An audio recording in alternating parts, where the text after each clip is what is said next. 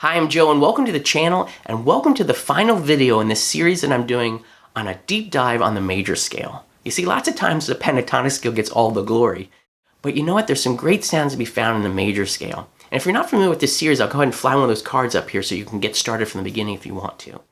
But what we're doing is a very, very simple listening exercise, which is something that even I don't always do when I learn a new scale. I'm usually just using the new scale over a chord progression. I'm not even taking time to listen to how each note sounds over that chord progression. So that's exactly what this series is about. The common chord progression we're looking at is a 1 major, going to a 5 major, going to a 6 minor, going to a 4 major chord. So in the first 3 videos, we did exactly that. We played the major scale over the root chord. The second video was over the 5 chord, and the third video was over the 6 minor chord. So in this video, we're going to take a listen to how, over the 4 major chord, the major scale sounds. Let's grab a guitar and get started.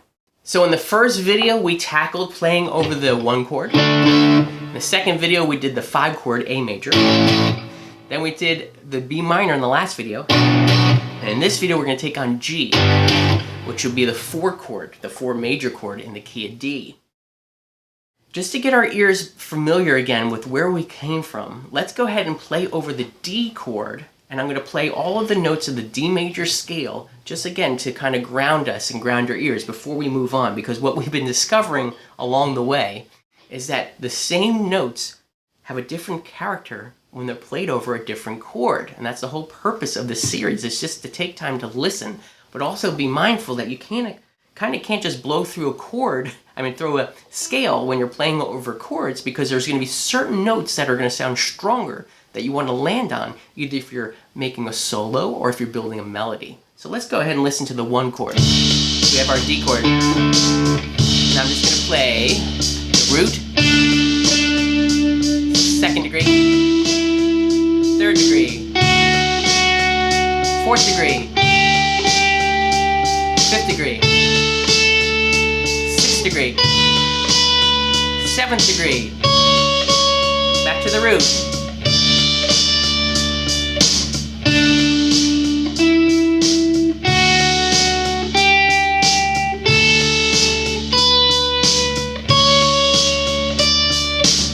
Now let's listen to those same exact notes, but over the 5 chord. That's the root, 2nd degree, 3rd degree, 4th degree, 5th degree, 6th degree,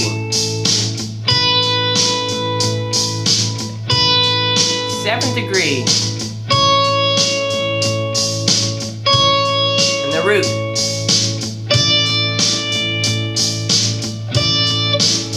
To me, so far, that was the one that kind of took things to a different level when we were doing this. Over the root, the root note, D, sounded fine, but over the A, it was a sus sound. I kind of wanted to resolve down to the 3rd, which would be the 7th degree, but the 3rd of that chord. But over the 1 chord, that 7th degree didn't sound so good, did it? And when we went up to the 2nd degree, sound so good over that 1 chord, but over the 5 chord, it sounded great. Well, let's go ahead and continue on. We're going to listen now to the B minor. Same thing again. Root,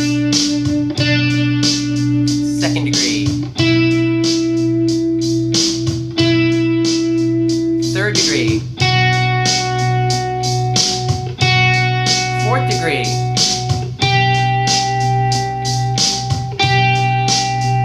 5th degree, 6th degree, 7th degree,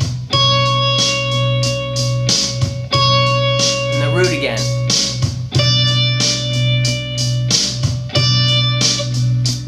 Well, for me on that one, the root sounded fine, just like it did over the 1 chord, because it's a shared note between those chords. The 3rd also sounded fine, because that's a shared note again. That would be the 5th of your B minor chord. And of course the 6th degree, which over the 1 chord didn't sound too strong, sounds fine over the B minor because that's now the root of that chord. And that's just a simple little example of some of the things that stood out, but there was more that stood out. So again, if you haven't watched those initial videos on those first 3 chords, I'll go ahead and make sure to fly up one of those cards so you can start the series from the beginning. But it's been very fascinating to hear. So now let's go ahead and move over to the G chord and play the same exact scale degrees over that chord. So here's G major. G major, okay? So here we go. Play the root.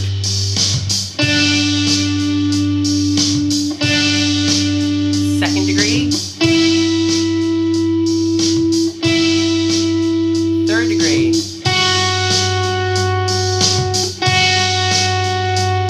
Fourth degree.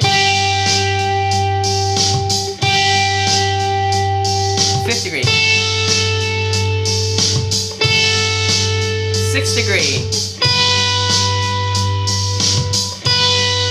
Seventh degree. And now the root again. Now do that without talking.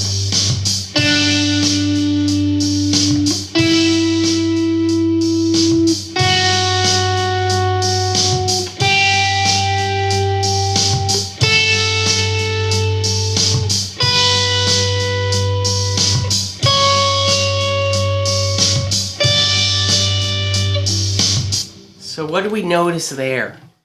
Well, the D, which is our root for the chord, sounded just fine over that G chord. Well, why is that?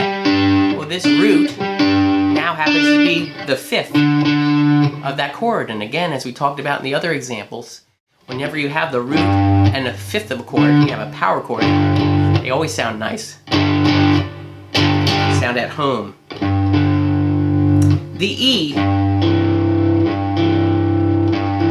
caused a little bit of tension. To me, it's not too bad. It might want to resolve down to the 5th, though, of the chord, which would be the root of the scale, D. But it wasn't too bad. The F sharp, normally I like this sound because this could be a D major, a G major 7. But since we're playing it over a straight G chord, it has some tension there. To me, it wants to move up to the root, which would now be the 4th degree, right, of the scale. So there's no wonder that the 4 chord, the 4th degree, sounds great because that's the root. This isn't rocket science. So now we have that. The A didn't sound too bad, and I know we've played before that if we add to that G, normal G chord, an A on top, it kind of adds that nice little 9th. But since we're playing the G major, it's not bad, but to me, it wants to go back down to the root. Or maybe it wants to go up to the 6th. And why would that be? That would be a B note. Well, guess what? The triad that makes it the G major is G, B, and D. So that B, which is the 6th degree of the scale, now happens to be a 3rd of the major 4 chord. So that's why that sounds great. That C sharp, to me that had a lot of tension to it. It either wanted to go down to the B, the 6th degree of the scale, or the 3rd now of that G chord, or they want to go up to the root D of the scale, which is the 5th of that G chord. So you can see here, again, there's really no right or wrong notes. But depending on the chord that you're playing over, it really, to me, is fascinating how these notes can feel so different.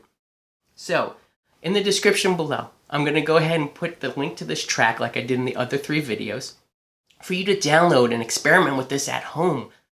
Go ahead and find that section and kind of loop it over and just play the scale over. And again, if you ever come to a point where there's tension, try to resolve that. So now what you're doing is you're training your ear to the strongest tones to land on. And I think what you're going to find is, depending on the chord you're on, most likely it'll always be the root, the third, or the fifth that'll be the strongest tones that you want to land on, either in your solos or when you're creating a melody. Those will kind of always be the strongest. So let's recap though what those were over each chord. When we played the D, to me it was the D, F sharp, and A, which is the root, third, and the fifth of that chord. So those would always be very strong to play over the D. When we go to the A, the second degree of the scale, which was E, will now be strong.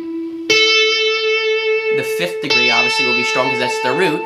And the seventh would also be strong because that's now the third of your A chord. So here's the A triad. Here's the D triad. So now when we play over the B minor, I think what you're going to find is the B, the D, and F sharp will be your strongest notes to land on. Well, why is that? Well, that happens to be the root, the third, and the fifth of that chord. So it's interesting how the root note of the D chord now becomes the third of the B minor chord. And when we go down to the G chord, that same D, which was the root in the first chord, the third in the 6th minor chord, is now the fifth of the 4 chord.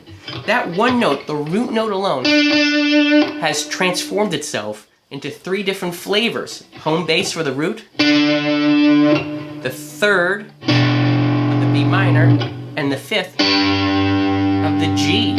Just that one note.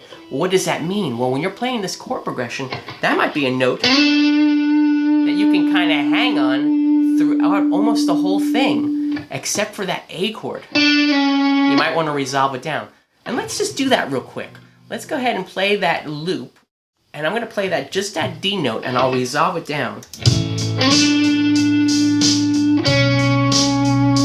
Oh. If I'd started the loop in the right spot, we'd really be in good shape. Alright, here's the loop. The root, resolving to the third of the A. Back to this, and the B minor. Back to that to the G. Same thing.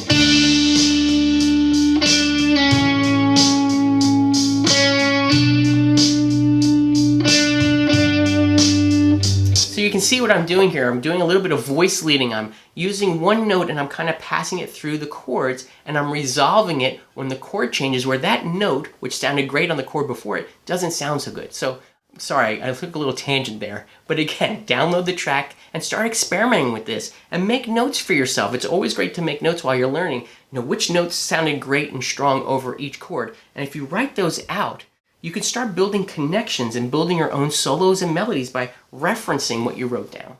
Well, that's a wrap on a whole new series on this channel. Thank you so much for taking the time, and I hope you found some value in it. And if you did, would you do me a favor? Would you consider helping me grow the channel by subscribing down below, hit the like button, and knock on the bell? All these things really do help me out. Also, while you're down there, if you have an idea for another series of videos you might like to see, please leave them in the comments below. I'm always open to your suggestions. As always, I wish you a great day.